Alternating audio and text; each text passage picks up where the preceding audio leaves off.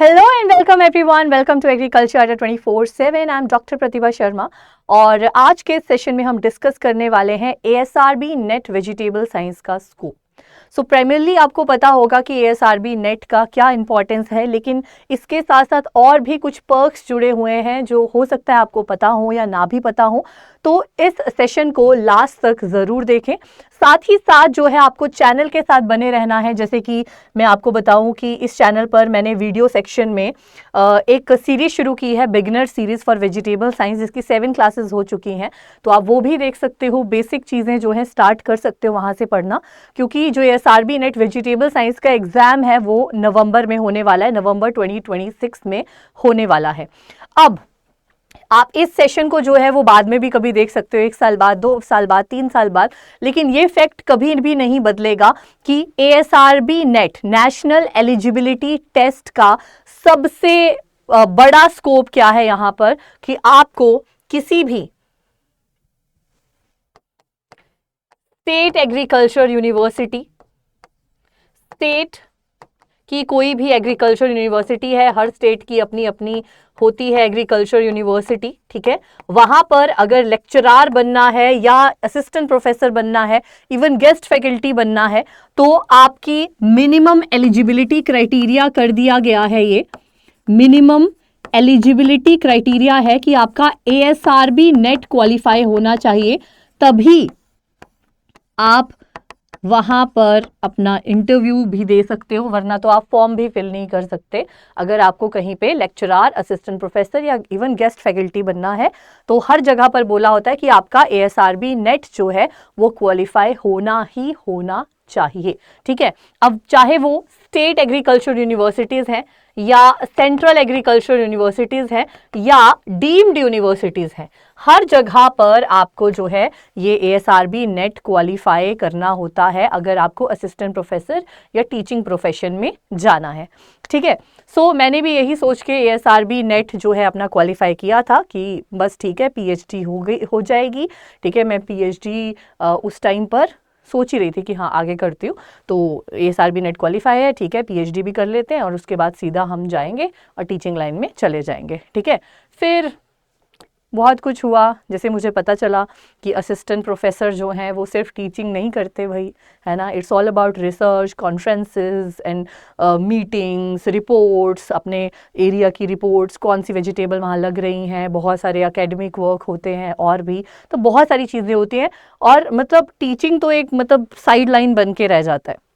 Teaching is just एक side line कि हाँ ठीक है वो लास्ट में आएगा, पहले इतने सारे काम होते हैं, ऊपर से प्रेशर होता है कि ये करो वो करो, रिपोर्ट्स बनाओ, ये करो वो करो, पेपर भी लिखो, कॉन्फ्रेंसेस में भी जाओ, यहाँ पे ट्रेनिंग प्रोग्राम्स भी वो कराओ, कंडक्ट कराओ, तो बहुत सारे काम होते हैं। आपको मेंटली प्रिपेयर्ड रहना है कि आपको यहाँ पर असिस्टेंट प्रोफेसर बन के सिर्फ टीचिंग नहीं, बहुत कुछ करना है, रिसर्च करनी है, फील्ड वर्क करना है, स्टूडेंट्स से करवाना है, चाहे वो एमएससी के हैं या पीएचडी के हैं, आपको स्टूडेंट्स दिए जाएंगे, उनकी थीसिस चेक करनी है, अप्रूव करवानी है, बहुत कुछ पेपर लिखने हैं। तो आप उसके लिए मेंटली प्रिपेयर्ड रहना। और अगर आप सच में इस रिसर्च की फील्ड में जाना चाहते हो, this is not about teaching, this is more of the research की फील्ड में अगर आप जाना चाहते हैं, तो आप जो है ये नेट का एग्ज़ाम ज़रूर क्वालिफाई करें, जो आप अपनी मास्टर्स के बाद कर सकते हो, ठीक है। ओके, सो फाइन, अब हम आगे बढ़ते हैं। ये तो हो गया असिस्टेंट प्रोफेसर और लेक्चरार का। दूसरी चीज़ होती है केवीकेज।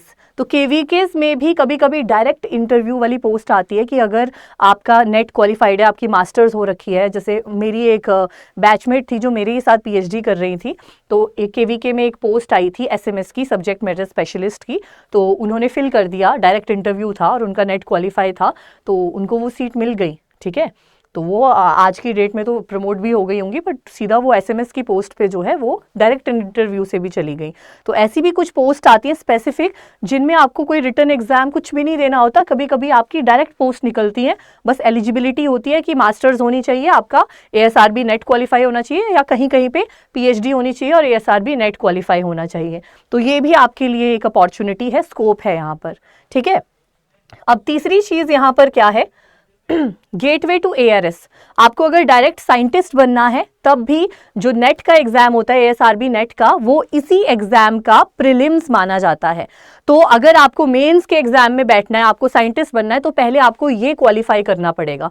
यानी अगर आप ASRB नेट का एग्जाम दे रहे हो, 50% पे आप ASRB नेट का एग्जाम क्वालिफाई करते हो और 45% पे आप इसके मेंस के लिए रिटन एग्जाम के लिए एलिजिबल हो जाते हो। तो ये एक गेटवे है, एक तरीके से एक रास्ता है सीधा साइंटिस्ट बनने का आफ्टर कंप्लीटिंग योर मास्टर्स। ठीक है, तो ये भी है, आप डायरेक्ट साइंटिस्ट बन सकते हो। नेक्स्ट आते हैं ICR प्रोजेक्ट्स एंड इवन दूसरी state universities and central universities में भी डिफरेंट टाइप ऑफ प्रोजेक्ट्स आते हैं, जैसे AICRP है या कोई और प्रोजेक्ट्स हैं। वहाँ पर भी बोला जाता है कि आपकी मास्टर्स और नेट अगर क्वालिफाई है तो आप जो है एलिजिबल हो जाते हैं इन प्रोजेक्ट्स के लिए, और इन प्रोजेक्ट्स की अच्छी खासी सैलरी होती है। आप as a senior research fellowship आपको मिलती है, आप वैसे काम कर सकते हो, और आपको प्रोजेक्ट्स में तभी लिया जाता है अगर आपका नेट क्वालिफाई हो। तो बहुत सारी अपॉर्चुनिटीज़ आती रहती है, टाइम टू टाइम आपको बहुत कुछ सीखने का मौका मिलता है, और ये एक्सपीरियंस बाद में आपके काम ही आता है कहीं पे।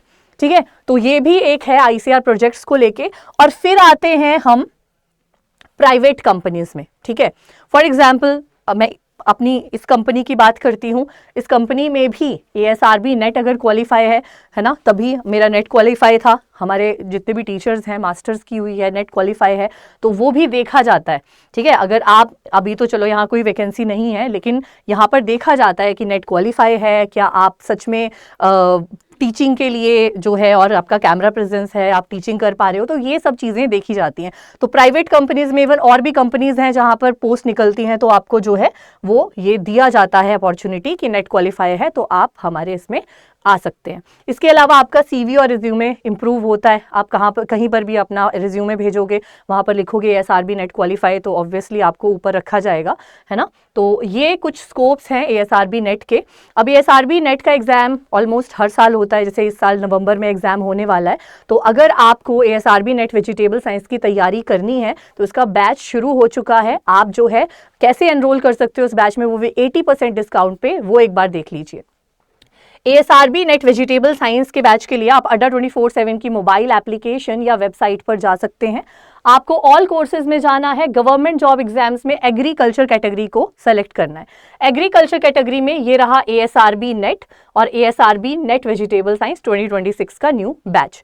इसमें एनरोल करने के लिए आपको मोर ऑफर्स में जाना है, और 80% डिस्काउंट के लिए आपको जो है Y781A इस डिस्काउंट कोड का इस्तेमाल करना है। जैसे ही आप अप्लाई करते हैं, आपको जो है यहाँ पर 80% डिस्काउंट एंड 12 मंथ्स की वैलिडिटी के साथ ये बैच मिल जाएगा। इस बैच में आपको लाइव क्लासेस मिलेंगी। अगर आप लाइव क्लासेस नहीं ले पा रहे हैं तो आप उसकी रिकॉर्डिंग भी देख सकते हैं, और साथ ही साथ जो है आपको proper printable notes and doubt and discussion के लिए टेलीग्राम ग्रुप में ऐड किया जाएगा। ठीक है, तो ये सारी फैसिलिटीज आपको मिलेंगी। इसके अलावा कोई भी आपकी और क्वेरीज हैं तो आप जो है वो कमेंट सेक्शन में लिख सकते हैं, मैं उसको देखूंगी और रिप्लाई करूंगी। So all the very best for this exam जो कि नवंबर 2026 में होने वाला है। अभी से तैयारी करो, तभी आपकी तैयारी जो है वो बेस्ट होगी। ठीक है, चलिए बाय बाय। चैनल के साथ बने रहिए ऐसी और इन्फॉर्मेशन के लिए।